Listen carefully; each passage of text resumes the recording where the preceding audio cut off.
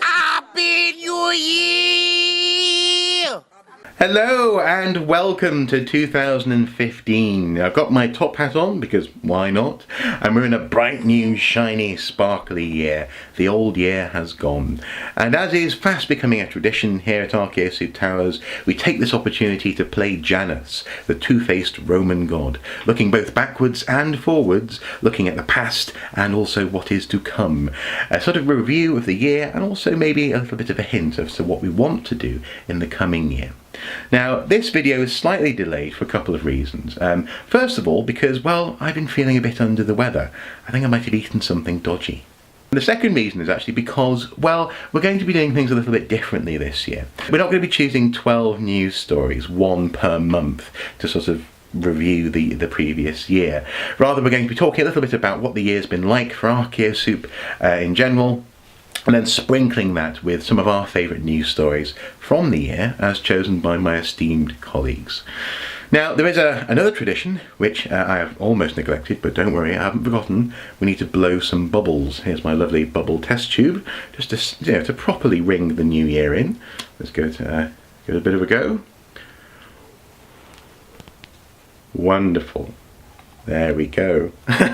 So, the bubbles have been blown, the new year is truly upon us. Now, first of all, let me invite Liv to share her favourite news story from 2014. So, I was told to pick my one favourite story for this year. I was kind of torn between two. Sandbyborgs excavations in Öland, Sweden, and the Rödbyhamn axe. I picked the Rödbyhamn axe because it's amazing. It's basically that during the excavation of a site near Rödbyhamn in Denmark, they found a 5,500-year-old, somewhere there in between, axe, a flint axe, and it still had its wooden handle. That's really rare. And the reason it still had its wooden handle was because it had been rammed into the clay seabed and basically been deprived of oxygen all this time. And now, 5,500 years later, they're going to build a tunnel and poof, they excavate the axe and it's all still there.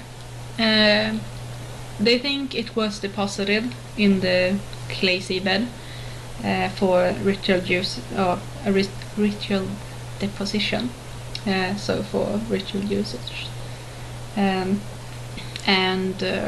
it's really amazing. It's a really rare find, and it really caught our attention both there in Archaeosoup and overall. It went kind of viral. Actually, we accidentally linked it 3 times when it came about. All different sources too, so it was really a fast story when it came to light. And yeah, I think that's the one. If anyone asked me if something special had happened in archaeology this year, I came to the conclusion that axe would be the first thing I mentioned. So there you are, my favorite story of the year. Hopefully we will have an eventful and just as amazing archaeological year next year. Maybe a bit less destruction of heritage sites. And yeah, Happy New Year, guys! Thank you, Liv. We look forward to hearing more from you in 2015. Now, last year was an extremely busy year, and pretty much from day one we were just hitting the ground running. In fact, this time last year I was filming with Newcastle University, all to do with war memorials and how to go about researching them. And really since then we just didn't really stop. Things were constantly happening throughout the year. So here are some highlights.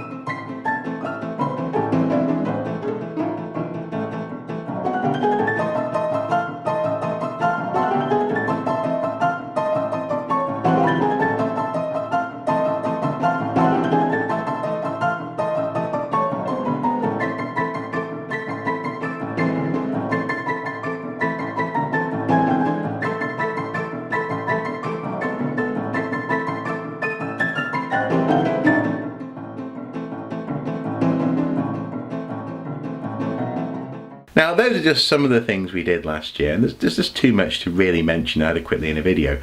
But this stuff can be summarised in sort of a series of milestones. So I suppose one of the milestones would be that we gained 1 million views on the YouTube channel. Another milestone is that we recently garnered 4,000 subscribers on the YouTube channel, and also we recently saw Archifacts video 100. So lots of things have been happening, and these wonderful milestones, along with some others, have been attained in 2014. In addition to that, of course, we also got a dog, Indy, the Archaeosoup Tower's dog, and boy has he fitted in well. He's a food obsessive. he's completely manic at times when he goes outside, but for the most part he enjoys lazing in bed, so he's fitted in very well here at the Towers. Now, I'm going to hand over now to Bethany to share her favourite news story from last year. Hello! Today I want to talk to you about the following news article. It was published by BBC News on the 10th of September and reads, Stonehenge Secrets Revealed by Underground Map. Now, Stonehenge was in the news an awful lot this year, most recently the beginning of this month, December. But I think that this piece about the Stonehenge Hidden Landscapes project really takes the cake. Here's why. Now, the project took about 4 years to complete and was led by the University of Birmingham in conjunction with the Ludwig Boltzmann Institute. Now, the whole project was a digital mapping project that would help us understand the landscape and how it has evolved over time. And they used remote sensing and geophysical surveys to produce the evidence and then place it all into one big map for us all to see. So the University of Birmingham produced their own article, which went into great detail about all of the evidence that they had found. And it was entitled, New Digital Map Reveals Stunning Hidden Archaeology of Stonehenge. Now, the stuff that they found, I couldn't believe how much stuff there was. It was just amazing. Examples include 17 previously unknown ritual monuments, dozens of burial mounds, which include a long barrow. Now, the long barrow was particularly interesting because it revealed a huge timber building which they thought was used for ritual purposes and the excarnation of the dead.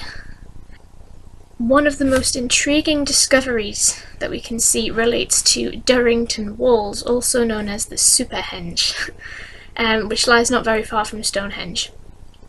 Now, Durrington Walls is already known as this huge ritual monument, but the survey has revealed a much earlier phase in its construction.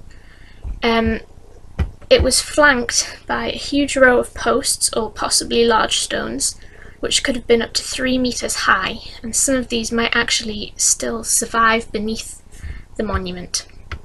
There's also evidence of huge prehistoric pits, and some of these are thought to be aligned astronomically, which is interesting because these are so many of the different theories we have about Stonehenge and the monuments and the landscape. We've often thought, are they linked to the solstice? Are they linked to the stars?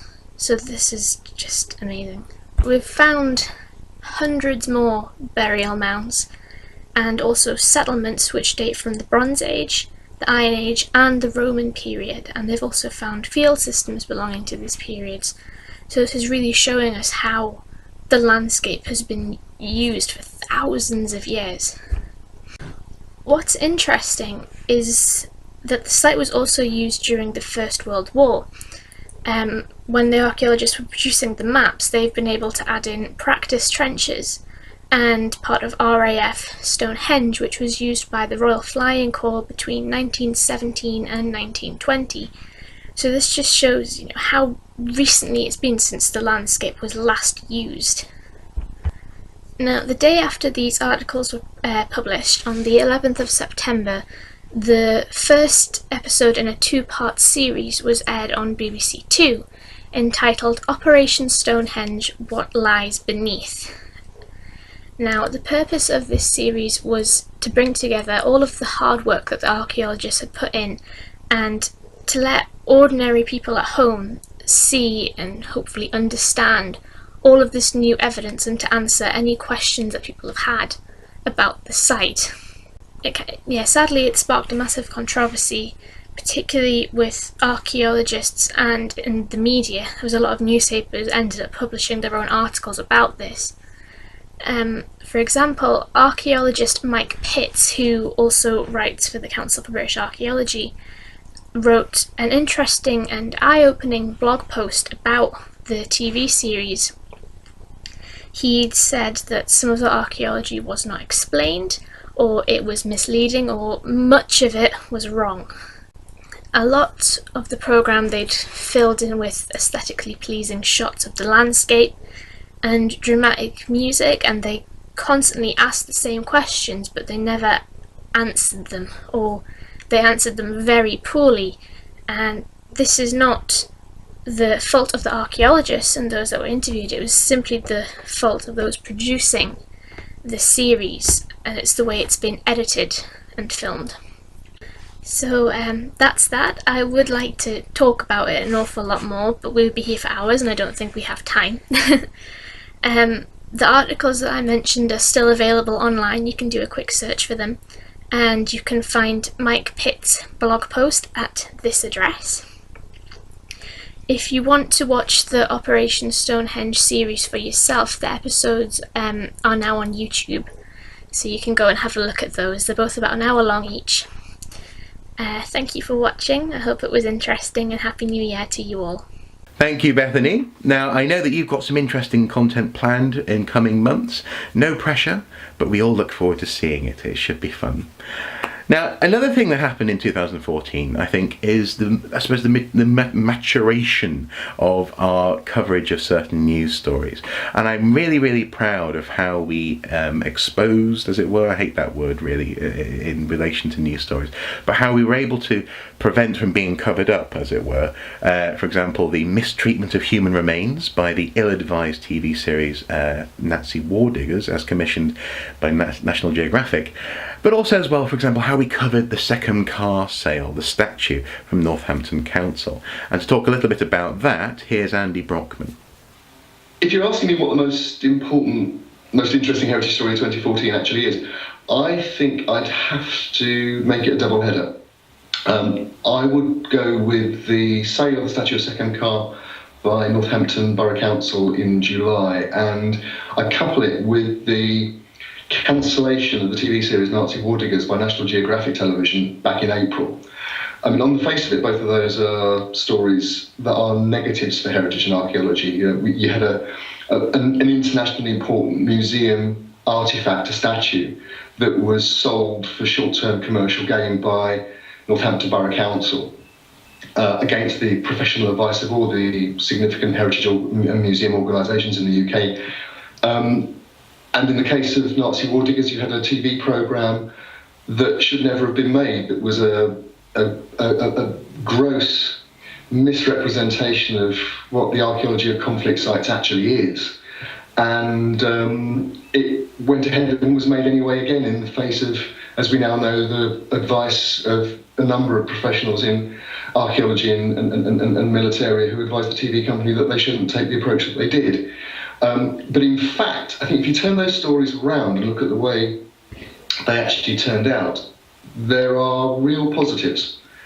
In the case of Nazi War Diggers, archaeologists all over the world turned around and said to National Geographic Television, basically, you can't send a group of amateur metal detectorists to dig up basically people who've been lost in World War II and call it historical television and documentary and archaeology. And faced with that opposition, Nat Geo, part of one of the most powerful media organisations in the world, the Fox network, blinked. They cancelled the programme, and they cancelled it indefinitely.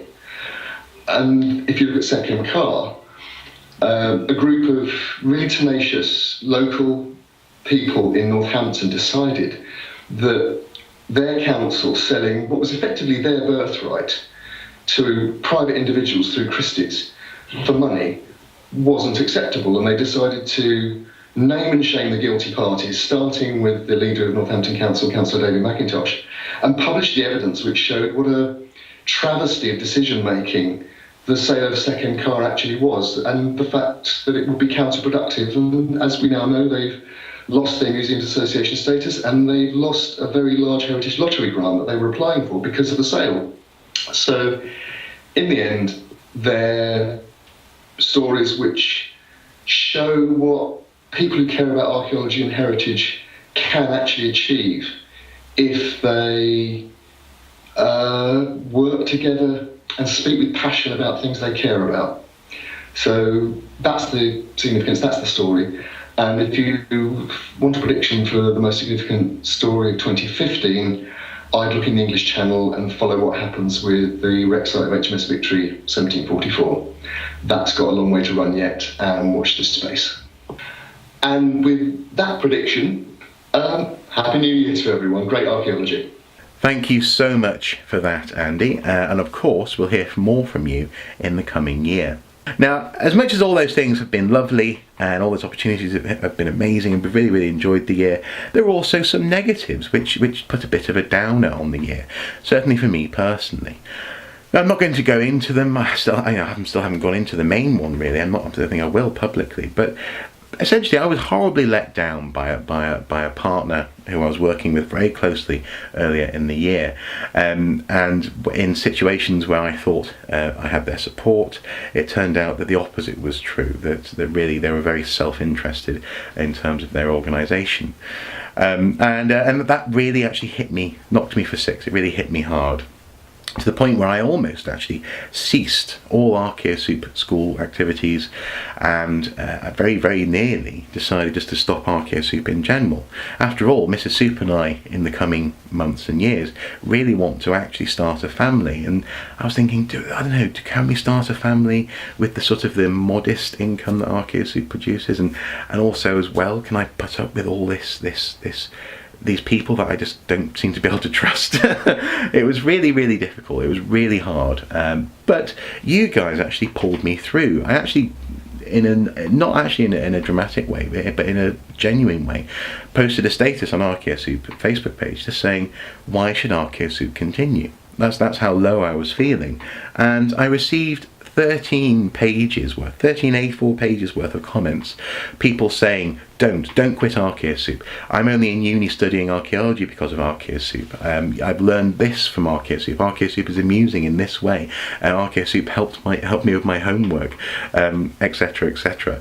And that really actually brought me back from that brink. And while it was a low in many respects, essentially this summer, it was also a real highlight in some ways, because I've learned so much about how to deal with certain people and how to deal with certain, I suppose, business partners. I was a bit naive really at the beginning of this year, and I've learned an awful lot, and you guys really helped to clarify that in my mind. So I could have just ignored this, but I wanted to highlight it and just say thank you so much for your support, and for looking after me. So thank you. Now, by September, I was still lacking confidence. I was feeling a bit better, but I was thinking, I'll just take things slowly, I think. And thankfully, Mrs. Soup also came to my rescue. A teacher approached me, she and I, and said, oh, you're that archaeologist, can you do a prehistory workshop for us in September? About 2 weeks from now. And I said, oh no, I couldn't possibly, because I was lacking confidence. I hadn't really planned what I was going to do. But Mrs. Soup really gave me a kick up the backside by saying to the teacher, of course he can. So I had 2 weeks suddenly. I was like, what? 2 weeks suddenly to put together this prehistory workshop, which has been so well received, and actually is going to be delivered several times this month alone. And were it not for the combined efforts of you guys and also Mrs. Soup, I probably would have still been here feeling very, very unsure of myself and without a decent prehistory resource. So again, I couldn't thank you all enough, and I certainly continue to thank Mrs. Soup. She's lovely, and I love her to bits. One of the reasons why we're not actually reviewing 12 news stories is because, in addition to that negative, there was also that weird channel community strike which occurred back in November. Now, thankfully, that issue has been resolved, and early this year, towards the end of the month probably, we're going to be renewing our news coverage on Archaeosoup. But again, you guys really helped with that. You were patient while we were sorting it out, and you made such lovely supportive comments in terms of these gits getting in the way of Archaeosoup, YouTube.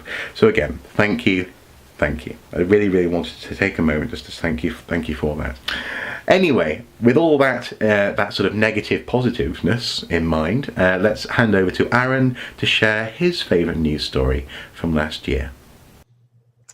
Hey, what's going on, everyone? Here it's Aaron again, who usually does the Heartline Heritage, and I just wanted to wish everyone a happy new year. Be safe out there. Have a great time. Mr. Soup has asked several of us to kind of reminisce of the past year and see what our favorite archaeology story was. Now, with mine, it's not really... it's old news, I guess, for some people. Let me explain. Now, I am a student working on his honors at the University of Leicester in archaeology. And that university, for some of you, if it sounds familiar, it's because they're the ones who found Richard III. Now, before anybody says anything, I realize King Richard III has been beaten to a pulp just over and over again with the constant information about it. So that was all said. The discovery was great. That was last year. However, because I was a university student in the archaeology department, I was following it after all of the big press conference and everything, and I was watching the background, which was the politics that were being played between the city of York and the city of Leicester on who gets to keep the remains of King Richard III. So it was exciting for me, and it meant a lot more for me because it was archaeology, but at the same time I got to see a part of an aspect of archaeology that is not really covered a lot. I got to see the background, I guess you would call it the political drama behind it. The some moral and ethical discussions and the debates of what to do with the remains and how they're being treated. What should be done with them afterwards. Does the descendants have a right to decide what's done with the remains? Do they not? So it was exciting for me to watch the political unraveling of what was going on, all the way from it going to court. And then it was finally decided that it was going to stay in Leicester. Now, the reason it was such a memorable following of the information was I had to go to Leicester for a week for lab work for my honors classes. And it was my Friday. It was my last day there at the university at 10 a.m. And someone came rushing in while Dr. Young, one of our professors, was doing a lecture and made the announcement that they just found out that Leicester would be keeping King Richard III. And so I just remember everyone being so happy and excited and all, just it's built up. You could tell with those people in the archaeology department that did the excavation, you could just tell, just looking at them, just the relief, all that stress and all that craziness that was going on. So that was what was memorable for me as far as archaeology is concerned in 2014. Now, what does 2015 have to hold? I have no idea, but I am looking so much forward to it, and look forward to sharing more things with all of you. Great stories, great debates, and just can't wait. So like I said, you all have a happy new year. Be safe. Don't do anything crazy. Don't do anything I wouldn't do. Well, actually, no. If you did that, then don't. Just stay away from what I would do, because then you'll probably end up in jail. Anyway, you all be safe, and I will talk to you soon. So I just wanted to say again, Happy New Year's to Mr. Soup, Reese, Liv, Beth. You all have a wonderful time. Be safe. Be careful. And I look so much forward to working with you all in 2015 and seeing what great things we can do and what silly things we can do as well. So anyway, you all take care. Peace. Thank you so much, Aaron. I look forward to having fun with you too. Following the beginning of the school year, so into October, November and December, life just started to gather pace, as it always does, I think, around this time of year. And not only were we building up to, moving house, here, the new Archaeosoup Towers, but also, for example, my brother's wedding in December was fast approaching. Lots of preparation had to be done on all fronts. But that didn't stop us from having some really good ideas and also really good fun. I did take part in the Ice Bucket Challenge. Shall we relive that? Oh! Now, actually, I'm just going to go the whole hog now. And I invite my friend.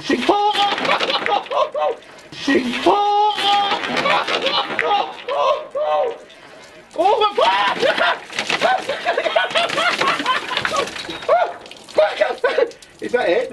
Oh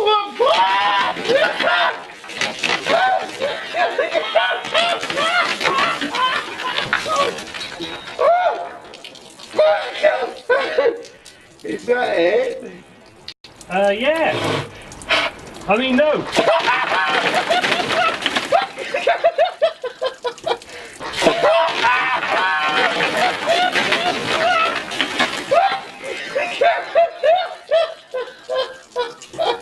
But we also delivered a Tutankhamun themed week, and that was really great actually, working collaboratively with the other guys here to deliver a nice focused week of videos for you guys to enjoy. And I really enjoyed doing that, and hopefully this year we'll be doing that on more than one occasion for you. Now at this point I'd like to hand over to Rhys to share his thoughts from 2014. Oh, hi Archaeosoupians. I've been asked to do a short roundup video for the year, so basically I just wanted to share my thoughts on archaeology of 2014.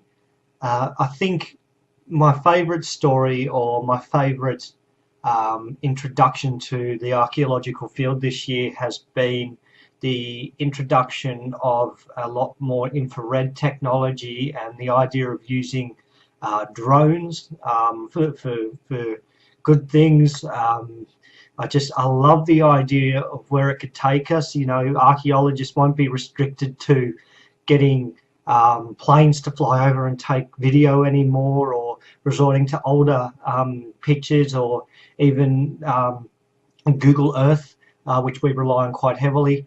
I think relying on drone technology now, every archaeological firm in the world over the next 10 years, I think, will be able to get their hands on a rather inexpensive drone and be able to take pictures 100 feet, 200 feet off the ground, which will really help us in our surveying stage of areas to target. Anyway, I suppose that's my number one. There has been a lot of not so good stories in archaeology this year. Sites being destroyed either through conflict or through negligence, through ignorance in some cases. But I think it will be a good year next year. We won't have more of the same, hopefully, but I'm hoping that as Archaeosoup and as public archaeology and public awareness of archaeology grows, as it has been, the protection of these sites will become more and more important to everybody. And I really, really hope that the next year will bring more advances in technology like the drones, and I really hope that we'll start to see better kinds of non-invasive technology like this. Anyway, everybody, I hope you've had a relatively good year. Have a happy new year from me and from the rest of the Archaeosoup team, and we will see you later. Bye. Thank you so much, Rhys, as ever, inimitable in your style and delivery. We look forward to hearing more from you this year. So, I suppose, looking forward to 2015, what are we going to do? Well, the one thing that I've resolved to do is to be more ambitious, and also actually to have a year of action. We've been doing lots of talking behind the scenes, actually for the past 2 years, between myself, people like Andy Brockman, the other people at Archaeosoup Towers and others, and I really want this year to be a year of just even more happening.